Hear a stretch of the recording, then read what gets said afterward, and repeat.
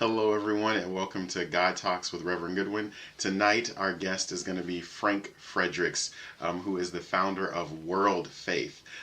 Frank is probably going to be the first person on God Talks that I've never even met outside of a social media context. When I read about his organization, World Faith, and just some of the most awesome things they're doing around women's empowerment and really thinking about our youth, and just generally making change in the world. And the fact that at some point he managed Lady Gaga. I mean, I was like, okay, I have to talk to this guy. But he was so gracious in getting that random social media invite to come and be a part of God Talks. And so join me in welcoming Frank Fredericks to God Talks. Hi, Frank. How are you? Doing all right. Good evening. How you doing? Good. I'm grateful that you are taking the time and energy to hang out with us tonight and give myself and those who are watching God Talks a little bit of an opportunity to get to know you a little bit better and your own journey with faith. So, as always, and I should have gave you a point of this earlier, I always start God Talks off by asking you how someone of importance in your life might describe you. And I think we're going to talk about your wife. And so if your wife was to describe you to those of us, give me some key words or phrases or imagery that she might use to describe who Frank Fredericks is. I suppose she might start off by saying I'm a pain in the ass. I sent out an email for my birthday like 2 weeks ago, and people apparently did like a digital card that they all signed. And by the end, it was like, Frank, you dumb motherfucker, I love you. Frank, you like from all these from among my friends. So like this idea of being a pain in the ass was definitely a theme, or maybe just an opinionated asshole. But somewhere around there seems to be a lot of energy from people who are very close to me. I think maybe secondly, people, my wife included, we spend a lot of our time together laughing, which I think is a healthy thing. And I'm a big believer you don't have to take yourself seriously to take your work seriously. So you want to talk about ending religious violence or, inspiring human thriving. I'm down. I'm serious about that. But pretty much everything else that people stress about, I just don't give a shit about. And it makes it really fun that I can just enjoy life. And most people would call me a goofball. And I guess thirdly, I would hope, and I believe it's true, that, among my wife and other people who are close to me would say that, I got their back. I'm a dependable person. I'm a supportive person. I'm the type of person who may not make it to your wedding, but when it's a Tuesday afternoon and it's raining and you need to move, I'm like, okay, where's the U-Haul? So trying to like be there on the non-glorious times when you really need those people there. You know what I mean? Anyone will come and eat your food and drink your wine at a wedding. That's like, to me, not a high bar, but like being there when no one else is there, that's my shtick. That's what I'm about. I appreciate that. Thank you. I will jokingly tell God Talks people as an aside, when I was asking Frank to be a part of this, his first question was, "Hey, is it okay to curse?" And I told him that he would not be the first person who spoke any way that they would want to, and that there's no thing. So I'm welcoming everyone for your New York communication. You said something that I want to jump right on because I think it's a phrase that I think people need to understand and hear more about from you. Human thriving. I'm thinking about we're living in the midst of multiple pandemics right now. The world seems to be on fire, literally and figuratively. For you, as a person who's leading this nonprofit, trying to make positive, informative impact, talk to me about what human thriving can really look like right now. Sure. I think this is a great question. And actually, I suppose my relation to it is a bit more technical than you might expect. I am somebody who's heavily influenced by the philosophy of effective altruism. So for those who are unfamiliar, effective altruism is an ethical philosophy in which your moral imperative is to do the most good you can with an emphasis on what is measurable, using evidence-based approaches, marginal utility. It's like mathematical approaches to doing good, basically. And that requires you to override a lot of your cognitive biases because we have a tendency to respond to things that we see wrong in the world with a disproportionate amount of of disgust or intrigue, when in fact there are huge problems that we just completely ignore. But the reason why I particularly said human thriving is because when we talk about doing social good, about doing measurable good, about effective altruism and philanthropy and activism, we have a tendency to only see ourselves focusing on how we can fix that which is wrong. But I think that's like there's the 0 point, and everything below that is like the shit we want to fix. But just because we get here doesn't mean we've unlocked all human thriving. If we reached a point, if we as a species, every stomach is full, every mind is educated, every human right is affirmed, there's no trauma, we still have the ability to do more and to encourage human flourishing, help people find their purpose, create beautiful art, and so the two things I like to ask my son in the morning, he still doesn't really understand what I'm saying. I ask him, okay, how are you going to improve the state of the world today? And then I ask, how are you going to make more beauty today? He's 3, by the way. He has no clue what I'm saying. But because I think those are two really important separate questions. Or else nobody should make music and we all should be, social workers. But we need the music because after all, we have to be a species worth saving. And if we're only just stopping each other from suffering, entering this sort of gray wasteland of blondness, that to me is not human thriving. I think we solve the problems and then we go a step further and we make an inspiring, purposeful, life. And in soapbox, Rand. So thinking about purpose, you said purposeful life. I'm always curious for folks who give a part of their lives in this way to whether it's human thriving or human flourishing.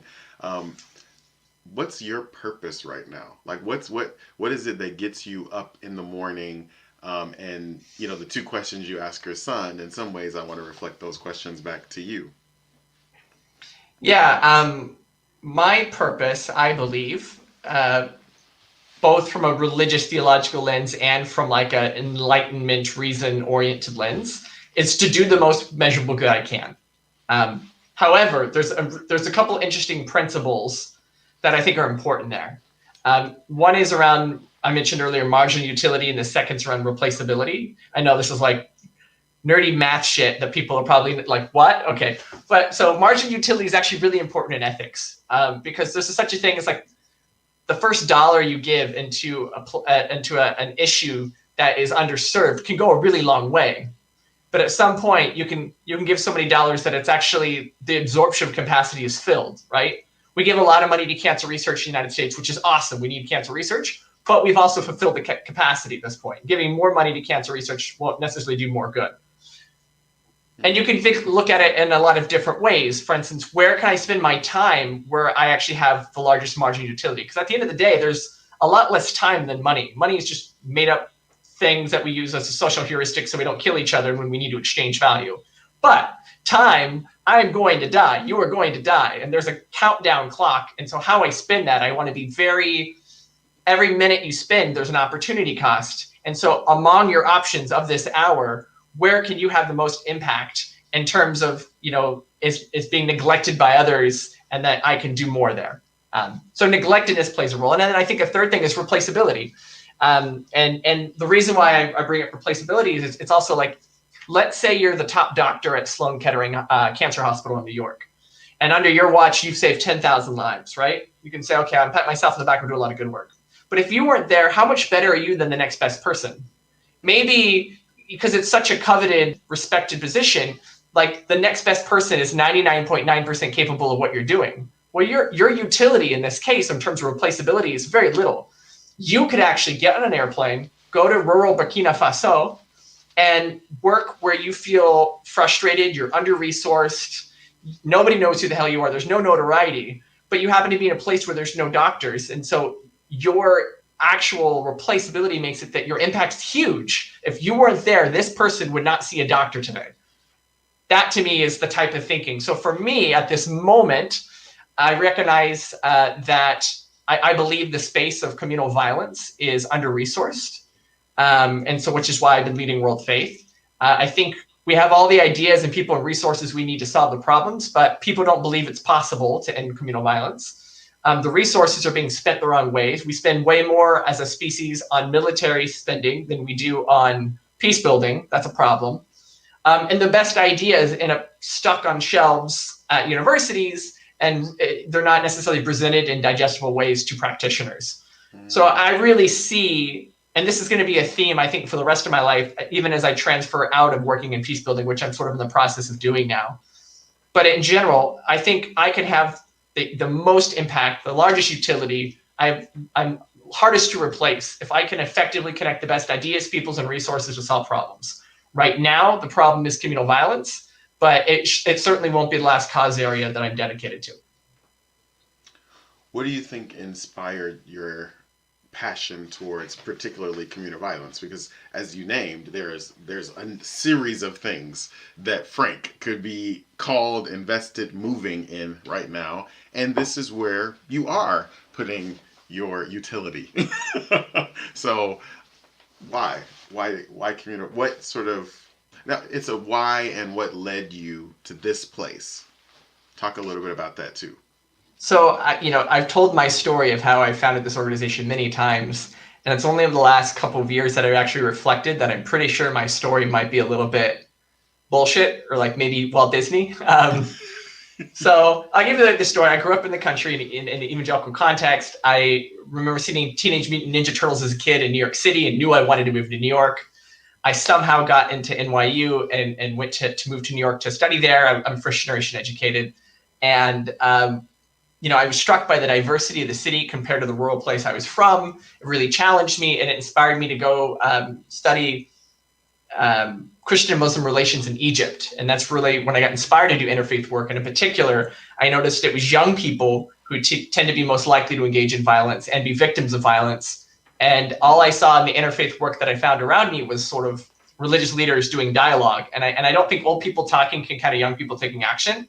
I think we need to be engaging young people. We need to be using evidence-based approaches, and we need to have real stakeholdership, not like patronizing head patting, you're the future, So that's the story as it's been. But on reflection I've had over the past couple of years is I realized I grew up in a violent home.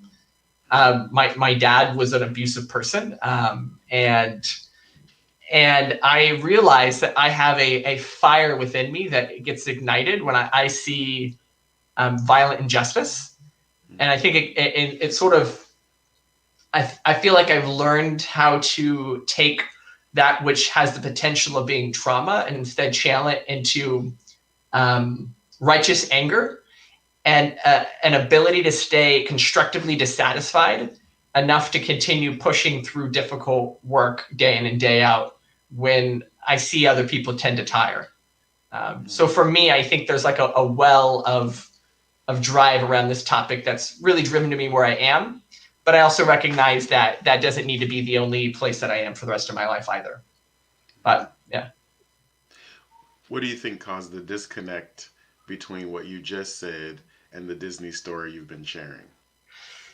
Well, my dad passed away in 2017. And I had a relatively as good a relationship as I could with him, having moved away and sort of settled some of our things over time. And my sisters and I came back. He was diagnosed with stage 4 liver cancer. And so we were staying in the house with him for his last month of life, taking care of him around the clock. And this is a man that in my high school years, I literally, or even in middle school, I like fantasized killing this man because he represented the source of all the hurt and pain within me. And so in order to have that relationship, it was sort of like the epic multi-decade kind of gaslight situation where he was in complete denial that he ever could have done anything wrong.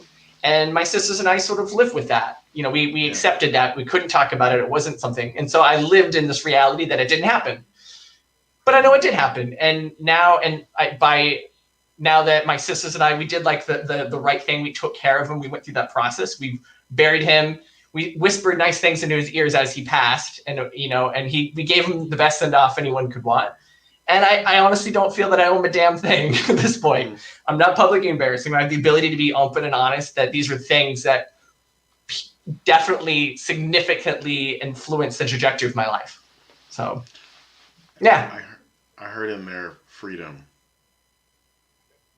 And I wonder where the relationship of when you sort of face that violence in the way that you did and claim your freedom, the transformation in that. I mean, what I'm hearing in you is that it transformed the story.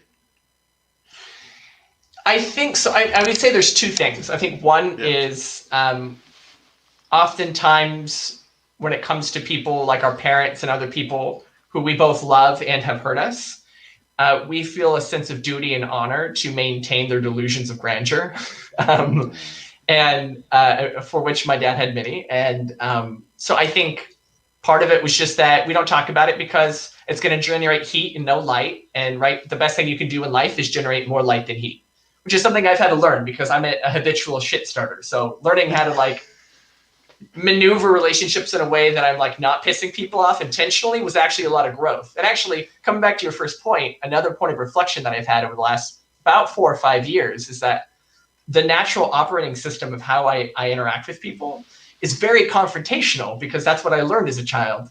And like, I don't actually have to be an asshole to people 5 minutes into meeting them. It's just like my nature, but I've learned how to like strengthen the muscles of kindness and patience. And I'm not there. I'm still a big pain in the ass, but at least I'm a self-aware pain in the ass. And I'm hoping that every day it makes me a little bit better.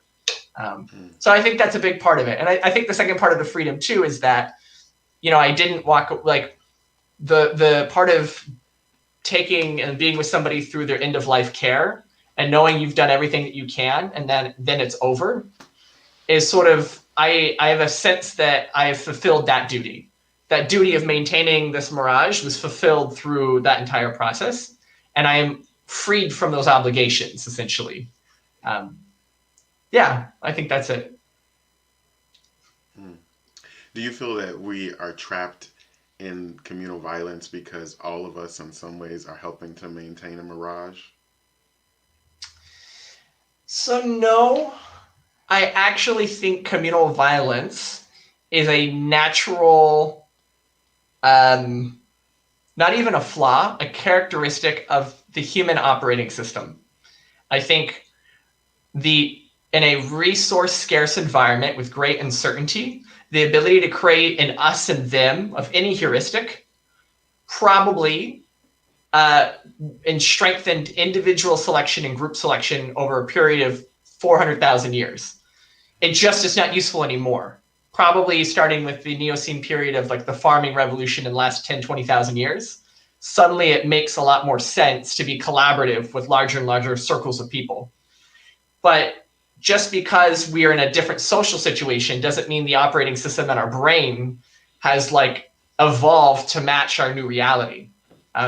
So in a sense, I actually think violence is normal, and rather we should understand what are the characteristics of modern day life that enables peace to be possible, rather than looking at violence as this like something must be wrong with that person, instead of realizing that there's a certain set of software in our brain, and if certain criteria are met, we are violent, and if certain criteria are not met, we are not violent. And it's not like binary, of course, but it's more like probabilistic. Certain things will make you more probabilistically likely to engage in violence. Other ones will make you less likely, and that's the way I look at it. Maybe it's a little bit too like deterministic, but it certainly helps me look at it from a lot more helpful lens than the good people, bad people lens, which ultimately, from a social science point of view, is not helpful. Well, I would imagine in some ways it also helps you through world faith to really come up with tangible ways in which to peace build, which is what you were sort of talking about in a way. Because if you can talk through these determinants, then you're able to then build systems and structures that help to minimize those determinants. Is that how one might characterize some of the proactive approaches that world faith engages in? Yeah, absolutely. And you know, there's many reasons, many examples and studies that I can point to that say why we have in-group and out-group bias and all of that. But I think just jumping ahead, if we make that assumption, there are certain things that seem to override it pretty substantially. And one in particular is research by Gordon Allport. I think he published this in 1954. It's old research, but it's called contact theory or contact hypothesis. And what he found is that under certain conditions, if you build a positive relationship with somebody from the other community, you will probabilistically improve how you see that entire community. So what I mean is, let's say, given the last 20 years in the United States, there's a lot of Islamophobia. They actually did a survey, I want to say about 9-10 years ago, looking at Islamophobia, and it was something like 73% of Americans had a negative view of Islam and Muslims, and it was like at one of the worst points. But what they also found is that the number one indicator, or like correlative factor to whether or not you had a positive or negative view, was did you know a Muslim or had you been to a mosque? And knowing a Muslim significantly reduced your likelihood of being Islamophobic. And this is true across the board. Having a positive relationship with one person will likely change how you see that entire community. And the 4 conditions, I think, are very helpful. Do you have a shared objective or a shared purpose? Are you collaborating towards that objective? Do you have a sense of equality within that collaboration with them? And 4th, do you feel like there's an impartial third party that you can trust, right? And so in a dialogue project, that's like literally your facilitators, or in the concept of a society, it's the justice system and the policing system, right? So in every level, you can see like there's a tendency of these ideas to repeat themselves at certain levels of abstraction. And of course, it makes sense if people don't trust a justice system, if they don't feel like they're equals, if they don't feel like their objectives are shared, and if they're not collaborating towards them, then it should be expected that there is tension, and that within prejudice is the opportunity of violence. So this is a very personal question, but it just came up immediately. Then, for parents watching this, what are practical realities that you're doing in the life of your own child to interrupt a predisposition or a socialization towards that communal violence that I think is everywhere in our world? I mean, the questions, I think, were a really powerful, tangible approach. But, because I think it's one thing to sort of do it in the public square, right, as our job and our functionality. But when it's personal in our own home, you have a little boy who's adorable, by the way, who I got to meet very briefly earlier. But how are you doing that at home, which is systematically a little bit different than maybe how you do it large scale through an organization? Yeah, well, first of all, my son is a cute pain in the ass. Cute he gets from his mom, pain in the ass from me. As I always say, I do have thoughts to answer your question, but I have a tendency to speak in a very confident manner. So just to everyone at home, just remember these are the opinions of one asshole. Like, don't take this as like anything official. But yeah, I would say there's 2 or 3 ideas that I've been trying to apply, things that I read from my work into my parenting. And I think the first is the idea of, so children can actually express racial bias or any sort of bias, even accent bias, by the time they're 6 months old. So this tabula rasa nonsense that we are born without racism or any of this is actually probably not true. Rather, what delineates the in group and the out group and what stereotypes we ascribe to those different groups is learned, right? So the first thing that I think is really powerful to do is disrupt the idea of who the in group and out group are. And I think the best way to do that with a young child is to completely normalize them, to completely desensitize them to most forms of difference. So there's 2 ways that we're doing that. Well, there's 3 things actually. Number 1 is we have 2 unfair advantages. Number 1, we live at we're an interfaith multiracial couple. So my wife is Afghan, Mexican, Filipino. I am mostly white. I'm all white, but like a whole mix of different stuff. Mostly German. And so already when he talks to different members of his extended family, he knows that Gigi speaks Dari or Farsi, and that Abuelo speaks Spanish, kind of. And my family just speaks English. And there's a certain, already as a 3-year-old, totally feels very comfortable code switching between those places in what he says, right? And that's linguistic, it's cultural, and it has ethnic bounds as well. So I think that's one, is that we just have this benefit that he, in order to include himself in any circle, he has to draw a pretty big circle.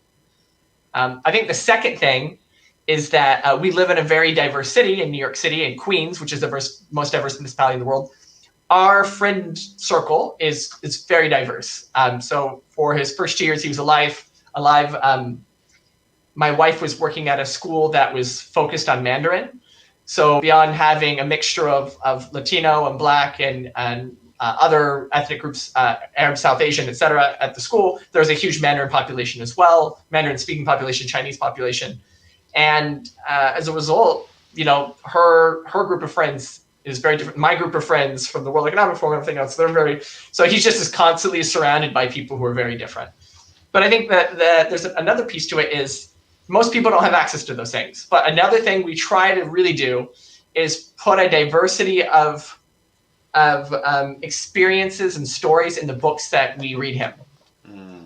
And it's really hard. Most of the books, I realize, first of all, 80% of the protagonists are little boys, and very rarely little girls, or they're boy animals and not girl animals. Tendency the older the book is, the more likely it is to be white for all sorts of historical reasons we know. And then, for instance, getting into other forms of diversity are they're pretty absent. So like there's one book we have called Prince and Knight, which is about a prince and a knight who fall in love, both cisgender male. It takes a classic love story that we've all heard and it just twists it. And he's going to have that somewhere in the back of his brain, his whole mind. So now when he sees our friends Bart and Dave, he's not like, what is this? This is something different. Like I was like 20 when actually my friend, no, I was 19 when I think my friend Bart came out to me. And now, it's Uncle Bart and Dave, and my son's not going to think twice about it. And so his relation, for instance, to people, other than straight, and cisgender will be very different than mine, probably because of some of these pieces. But I also think beyond all that, one other thing is just how you treat people and how you behave your kids see. And my parents were not woke. They weren't like, politically conservative, this and that. But I've realized that they're old school, like nice white people. I don't see color sort, But you know what? Like now that I have family and friends in different parts of the country, and I tell you, sometimes I don't see color white to some of the crazy racist shit I've been seeing and hearing, right? So there's a whole lot of worse stuff. And on one hand, it means I had to learn so much about to me, until I was 20 years old, privilege was like staying out past midnight, right? Like I had no idea of like actual structural violence and all these other types of things. But my parents treated everyone they saw with respect, including people from different communities. And I remember my dad was always friendly with the one Black person at his gym. I'm from like one of the whitest places in America. I think Stephen Colbert called Oregon the Vermont for people who don't like racial minorities. That's how white Oregon is. God, I have to agree. Yeah. Yeah. So there's like not a lot of diversity, but my parents modeled a certain amount of respect with how they treated people. And I felt like it gave me at least one step in the right direction. And even if you don't have the diversity, even if your family's not diverse, even if your community's not diverse, even if you can't get a hold of diverse books, treat people with respect. And that is something at least you can build from, even though that's not enough, in my opinion. Because that's just like not being racist-ish. But, I want to raise my son to be anti-racist. And that takes a lot more work because I'm still learning how to do that. And I'm not there yet. Oh, thank you. Because I think I know parents are watching right now who I think are trying to help their kids form an identity that is anti-racist. And so I know that there are books and they're trying to do this. And I've sent resources out to people, but I just appreciate a very practical, I think the things that you were able to say are very practical and tangible. And I think sometimes even in the context of these anti-racist books, it makes people feel like, I don't know how to tangibly do that.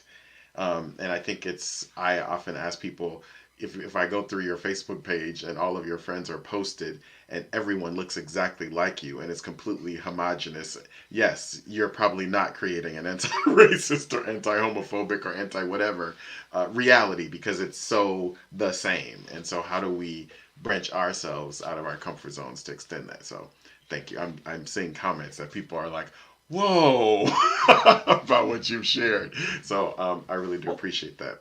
I'll add 2 quick points if I Yeah, can. yeah, please. One is I recognize there's a privilege in being able to have those conversations in a place like New York, because most space, in my own house included, most spaces I am a minority, right? And there's a stupid joke that I love repeating, because it's like two young fish swimming and an old fish swims by, and the old fish is like, "Hey boys, how's the water?" And then one young fish looks at the other one and says, "What's water?"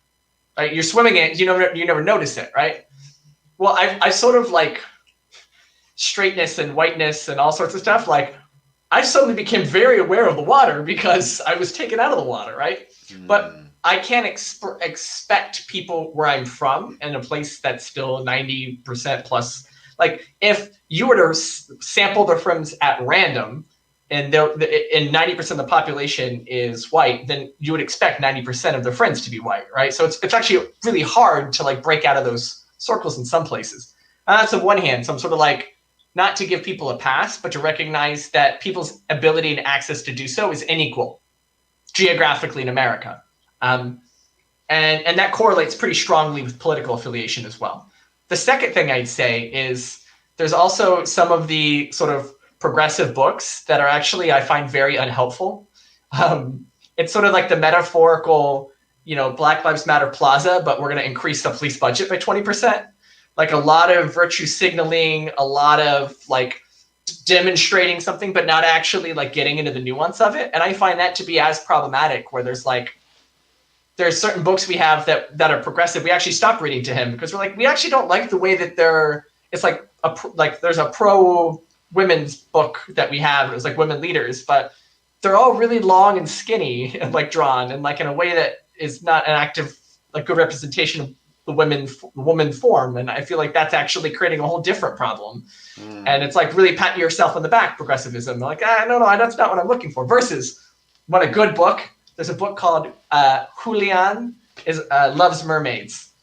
And it's just this kid, Julian, who loves mermaids. And there's a sort of subtext that he's identifying within himself, a departure of a cis identity. But it's never, he doesn't need to explicitly say it. It's explored in a really nuanced, inviting way. And I feel like that's better than like, because I feel like we get like the bumper sticker form of it doesn't really help kids. It just teaches them how to be virtue signalers. And we have enough of that in America and in society. We need people who actually go like do the tough shit behind scenes. That's sort of, yeah. I'm on another soapbox. Look, this is you're on a good soapbox. A good soapbox to be on. Thank you. I want to reflect on something you said earlier. Evangelical Christian, kind of growing up with the good white folks who don't see color, to world faith, where I think there's a level of interfaith and ecumenism in that. Talk to me about that journey from that Oregon world to the New Yorker who is thinking about who isn't at the table versus, well, this table is really only these people. Who needs tables? I like to eat standing up sometimes. That's a New York thing. I would say, so first of all, it's very easy to be as religious or a-religious as you want to and do the work of world faith. Because ultimately, we're looking at the issue of religious violence as a social phenomenon. We are not saying religion is a problem that needs to be fixed. And you hear that a lot in certain media circles. We're also not saying that religion is inherently good or or like pro a certain philosophy. That's just, some people in the organization believe that, some don't. It's just that's not a position the organization takes. Rather, we recognize that communal violence is a human phenomenon, and that 11 of the 15 most violent conflicts in the world right now implicate religion. And yet most of the peace-building bodies that exist they've improved greatly, but most of the people in that work were not trained particularly how to deal with religious difference. It's mostly political science, mediator conflict, and it's shifting. There's a lot of progress that's been made. So I'm not wanting to be critical of other folks, but there's definitely a mismatch between the human capital focus of like who's in the space and like the types of problems we're seeing today. So for us, you can be super, super religious, conservative, liberal, atheist, agnostic from any different tradition, any denomination, and be able to sit at the table. Because at the end of the day, pretty much I believe everyone believes that there should be less religious violence. I think it's a pretty big tent.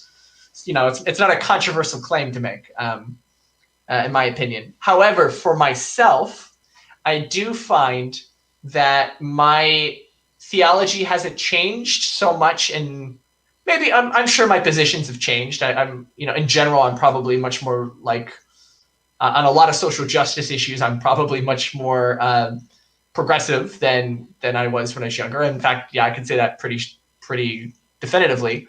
But more importantly, I think the emphasis has changed, right? So like it's easy to be like, for me to say, I believe that evangelical churches should be affirming of gay people, including in leadership, right? And that's like, sure, that's a position I take. And that's something that's probably important to evangelicals today. But to me, like a thing that's also very important to evangelicals is the issue of like salvation. And I'm actually from a position right now where I'm practicing indifference towards my own salvation. Like if I'm going to live according to what I believe God wants me to do, I should be willing to pursue that regardless of whether or not I'm rewarded with heaven or punished by hell. If I'm only doing what I believe is ethically called of me because of a reward or punishment, I'm not a good person. I'm just spiritually self-interested. In fact, I like difficult, like sort of, thought games for like, what if I could end all human suffering at the cost of my salvation? Would I be willing to do it? And I feel like ethically, I feel that I would have to, and like accept, whatever, if there is eternal damnation or whatever, which is not also a thing that I'm not really invested in at this moment. But hey, okay, bring it on if that were to end the suffering of everyone else in perpetuity of the whole universe. And what would be more Jesus-oriented than doing that? And at this point is when evangelicals are like, okay, you're a blasphemer, get the hell out. Like, what's wrong with you? But it's one of those things where the one thing I hope to affirm is that one doesn't need to cease thinking and engaging in big ideas or even in theology in order to have those shifts. And the thing that frustrates me the most is the assumption that when I hold heterodox ideas in terms of faith and philosophy, that I somehow have become less learned or knowledgeable in the history and theology of my tradition. And in fact, it's out of those discourses that I'm informed, and then I'm able to supplement with, not just going all the way back to, Thomas Aquinas and like sort of Enlightenment thinkers, but even for me, I'm heavily influenced by some of the writing of Albert Camus, Bonhoeffer. There's a lot of incredible people that I think continue to add to that discourse that I feel like the evangelical community has left out. So I'm an opinionated apostate, but I still identify as an evangelical. So I'm curious about, for little Frank, not the man you are becoming, but what was your image of God? So I'm sure this is true, particularly if you're evangelical, but maybe other people too. I had the I don't know what you call it, like cartoon Bible. It was like this thick. It was really big, and it was just animated stories of all the stories of the Bible, like Old Testament, New Testament, and probably not all of them because that would be too long. But I remember reading that, and so I think I had like a very much like a cartoonish stick figure, white bearded God image, probably from the book. And for some reason, when I'm conjuring it in my head right now, it's the cartoon work is in the style of the guy who does The Far Side. I don't know why. That's happening in my brain right now, so I'm just going to call that out. Yeah, and so for me, it's like this very stereotypical, not even an abstraction, of course, like not even a human face in reality, but a drawn image. And then, what would you say your image of God is now in the midst of the being apostate evangelical? As you described yourself. I would say that it's another one of those things that I've sort of intentionally tried to let go of, and that I find, yeah, that I actually haven't really conjured up a physical image of God in probably a number of years, because I have found it more productive to think of God in terms of the values and the characteristics, of all knowing and all powerful and all these things, rather than like, I try to switch between he and she now, because like, Hebrew happened to have the pronoun, but like really, as far as I can tell theologically, God is genderless. So I find anything I ascribe to God is mostly unhelpful. Whereas for Jesus, I sort of conjure up a pretty stereotypical, Middle Eastern man vibe, who's probably younger than me, big, nicer beard, less gray hair, probably as much chest hair though. I don't know. So yeah, I don't know. And I asked you about the juxtaposition with those two images sort of side by side because I'm curious, how is your current construct of faith, or maybe, the same thing with maybe over a decade ago when you founded World Faith, how has your faith informed what World Faith was when you started it and what it's becoming, or has become, I suppose? It's really good. I would say, those are almost two separate questions, so I might just split them off for the simplicity of my brain. Yeah.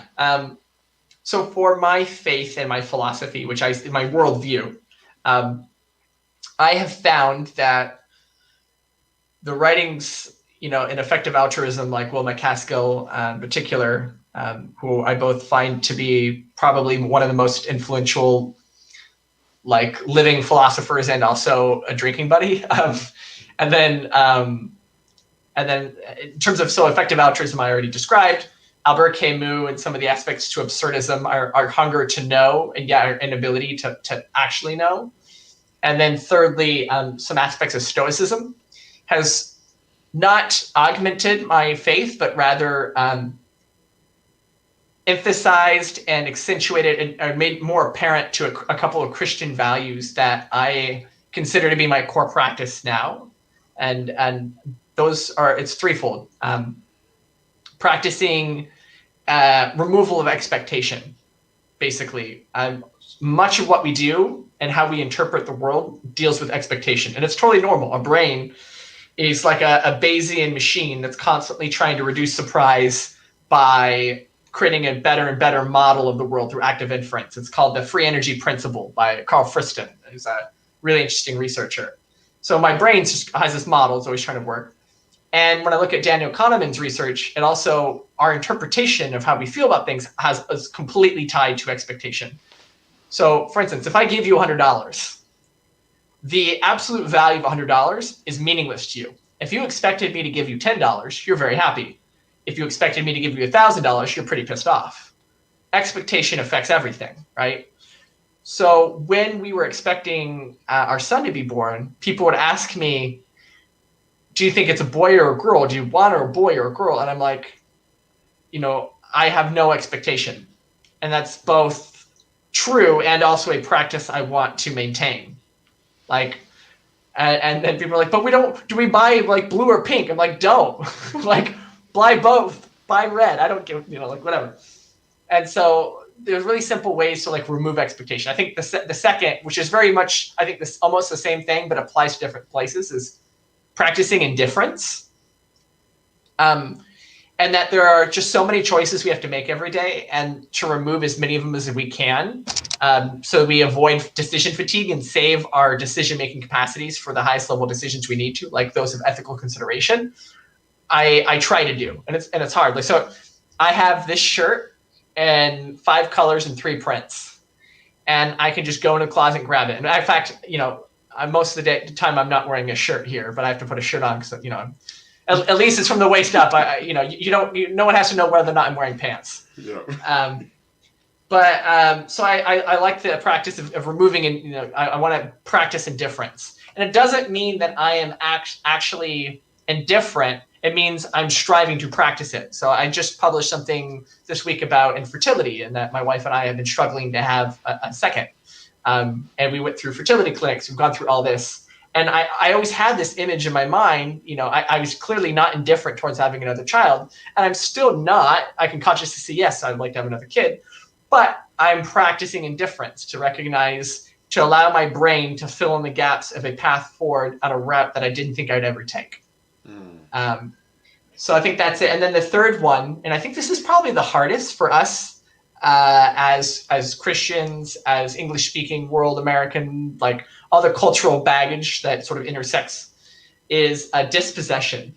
And this is very strongly tied to the Christian history and theology, but is poorly practiced. But, in Christian terms, the idea of stakeholdership, you don't own anything, it's all on loan to you, is a pretty big one. But actually practicing it's pretty hard. And not only just a dispossession of like physical things, but even what you expect from people. I could, if I buy a new pair of pants and then they get torn on the second day, I'm angry. And I'm angry because I believed I possessed the right to wearing them for the next 3 to 4 years with no problem. Or you could say I was indifferent, or I wasn't indifferent, or you could say I had expectation. They all overlap.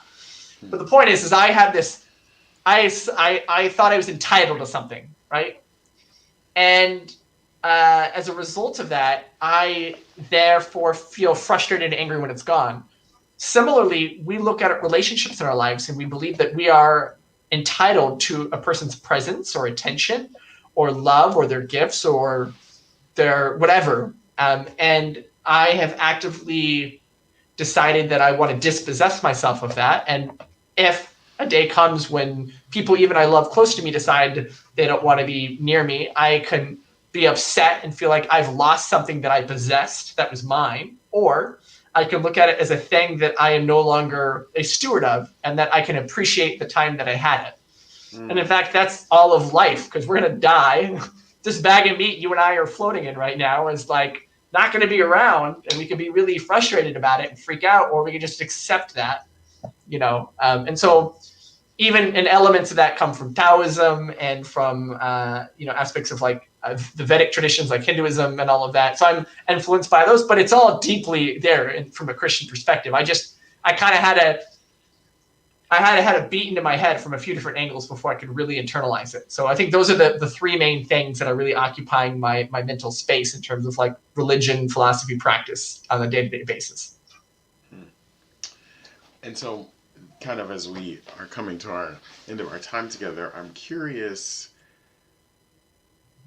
how do you maintain a fire or a passion with divinity in that? Because a lot of the things that you said are intellectual principles, and I'm not suggesting that you can't have a heart connection to that, but talk about the passion.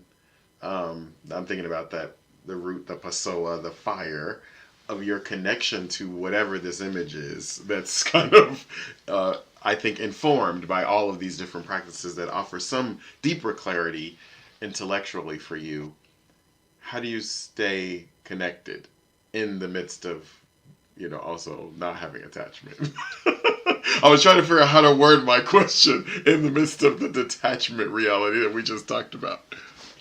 I think absurdism is a great bridge for that, because if we want to know the purpose of life, and yet we'll never, even if we have it, we'll never be certain that we do, which is sort of the premise, I would say, or one of the premises of Camus' The Myth of Sisyphus. We can also sort of choose a purpose that we want to pursue, knowing we're uncertain about it, but still find its mobilizing force within us to be valuable. My grandpa taught me as a kid, success is a realization of a worthy ideal. Well, you have to have a worthy ideal to pursue for that to ever happen, right? And so for me, I guess the heart component is I believe deeply that my calling is to reduce the most human suffering and create the most human flourishing using the measurable techniques and everything I've already mentioned, right? And I cannot, nor am I particularly interested enough switching off the part of my brain that is deeply thinking about those things. I'm often criticized for being over intellectualizing things, but either I use different words for things or just I'm all head or whatever, but I don't know. I'm thinking a lot about these things. I'm trying to put them into action. And I don't think anyone has an hour-long conversation with me and says, yeah, I don't think he's very passionate about that. Like, you ask, where's the fire? I'm just fire. This is it. All I am is fire, right?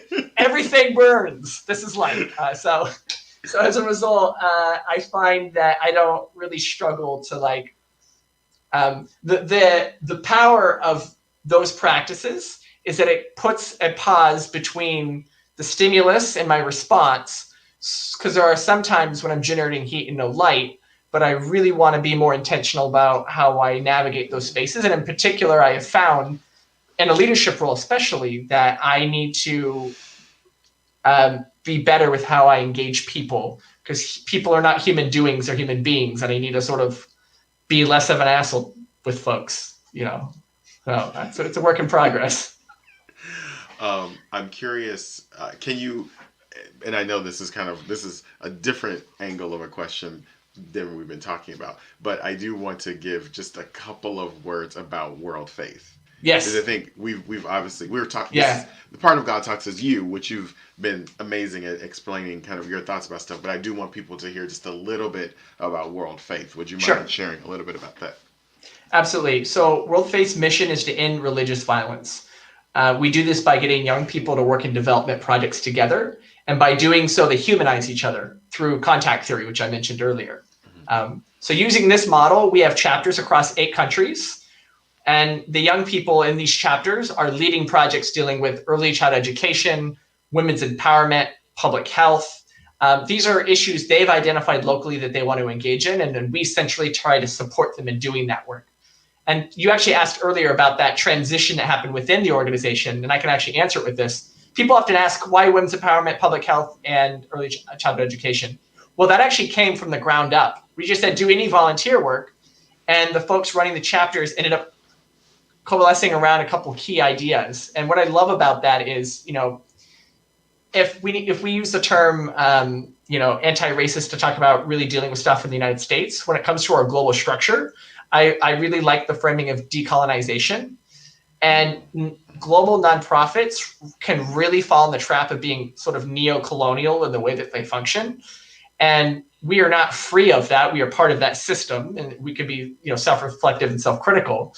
But I feel like the fact that key aspects of the development of our organization was developed in the international context on the ground and then centralized up, to me, it affirms that we're moving away from this, donor-centered model that dictates what happens on the ground. So I think that hopefully tells people a bit about World Faith and answers your previous question. And for context, to date, I think we've had about 6,000 volunteers do over 400,000 hours of service affecting the lives of about 500,000 people. I hope that the best is yet to come, in that even though I'm basically in the process of stepping down executive director, I'm still on the board. That the organization still has much good work before it, and I'm excited to be a part of it, as a board member. So it's a good time. Yeah, thank you. Every executive director ought to be able to give an elevator moment, and you just did it. Like, I feel like, yes, I know about what you're talking about and what you've been doing with, like I said, a decade plus of your life. I want to ask you, if you wouldn't mind, just giving us a little bit of a light into, well, what is next? What's the next chapter for Frank? So if this is, because you alluded to earlier that there might be a shift, tell us a little bit about that. Well, since the pandemic started, my wife and I have been working at home with our son with no daycare. So right now, my primary emphasis is on the day to day, and Mm-hmm. like because I also have consulting work on the side. So make sure I do my consulting work, make sure my son is fed, make sure I don't lose my shit, which is really easy to do when you're locked inside with a kid, and stay healthy and take care of our community. And so basically, that's been a lot of it. So I'm doing a little bit of volunteer with Astoria Mutual Aid Network here locally. Lifeline Groceries, another organization I'm volunteering with. I'm doing my consulting work and executive coaching work, and I'm on the hunt. I'm also looking for, in 2021, I would love to be taking on a new leadership role where I can have more impact in an adjacent field. So for me, that's very much, I'm applying the effective altruist principles of my career. There's an organization called 80,000 Hours, and they basically explain how to apply the EA values to your career. And I'm going through that process, and I'm sort of tapping my own network to do so. So I have a couple of things. I got something I'm pretty excited about in the back burner, but I can't say anything until until some conversations happen. So This can't be your exclusive reveal. God, no. No, I don't. I can respect that. But then after, you'll have to come back in the new capacity and talk about sure. that. Um, Frank, as we talked about earlier, each guy talks. The person, the interviewee, sort of offers us an opportunity to, in one, really a thanks to you for your time, but also a way to sow back into the world in some way. And you and I had a brief conversation earlier about Lifeline Groceries. I've posted a link in the comments. I'll repost it again so that people might be able to click on and donate directly. But can you say more about this organization and kind of your connection to it? Sure. So for those who don't know, Queens was the most hard hit county in America with the coronavirus for about 4 months, and I think we still have like one of the highest sort of death tolls. 7,000 people lost their lives just in Queens, and we also have like a large number of people, a large immigrant population, and it's been very difficult for folks who were lost their work and also uh, like didn't have a source of income. In particular, there's a subset of people who don't have any access to public goods. They didn't get a stimulus check. They can't get unemployment. They don't get SNAP or any of these types of services because they either lack documentation or another issue. And there's about 200,000 people in Queens in that condition. So Lifeline Groceries was set up by two chefs who immediately just started putting together weekly grocery packages for families who did not qualify for public assistance and had no earners as a result of COVID.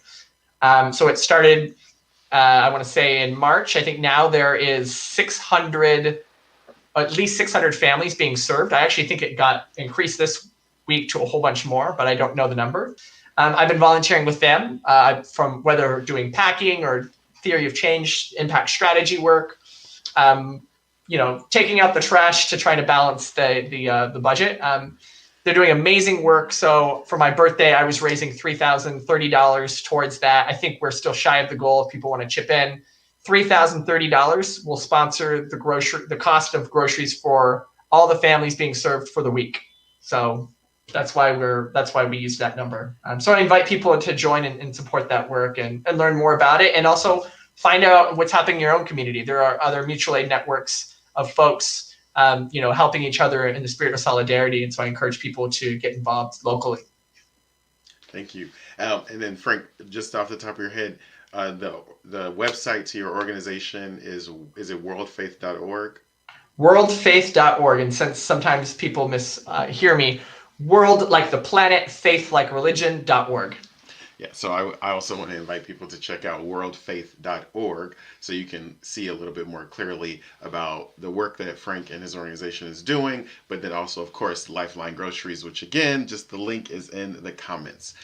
Frank, I offer each person a blessing to sort of end our time together. And I told you that I would be listening as you were talking and whatever came up for me. So with no attachment, I'm going to tell you the words that came to me.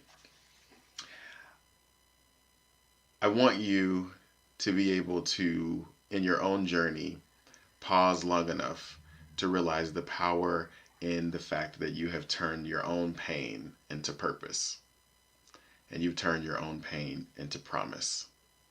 And that one of the things that you are called to do on this in this earth is to help other people see the hard places in their lives, the painful moments in their particular experience, and understand how that very experience is going to be a part of how they are supposed to end violence and other things in this world in which they live.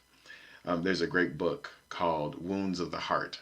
And it talks about how when we have these wounds in our heart, it actually opens our heart in a greater expansive way so that we have greater capacity to, as you would say, stop the heat and add the light. So from every moment that you have a tape that you're adding heat, may you also see that heat is also a derivative of light. And know that every place that you think you might be an asshole, that maybe it actually is the need for someone to be an asshole towards injustice so that this world that we're living in might just be a little bit more inhabitable. So may you be blessed in the current endeavors that you're currently involved in, but may you also see the blessings in what is to come. That you will use your story and the story that is yet to be told to free other people, that they might also have courage to tell their stories as well. So, Ashe, Amen, and blessings on you, my brother. So, hold on one second, Frank. Don't disappear, but I just want to again thank you so much for being a guest on God Talks. Thank you. Everyone, again, don't forget worldfaith.org. Don't forget Lifeline Groceries. God Talks is now every other week. So I will see you in September 28th, I believe it is. And we're going to be talking with Reverend Tracy Blackman, who is the Associate General Minister for Justice and Witness for the United Church of Christ. So look forward to seeing you then. Thanks so much for your time tonight.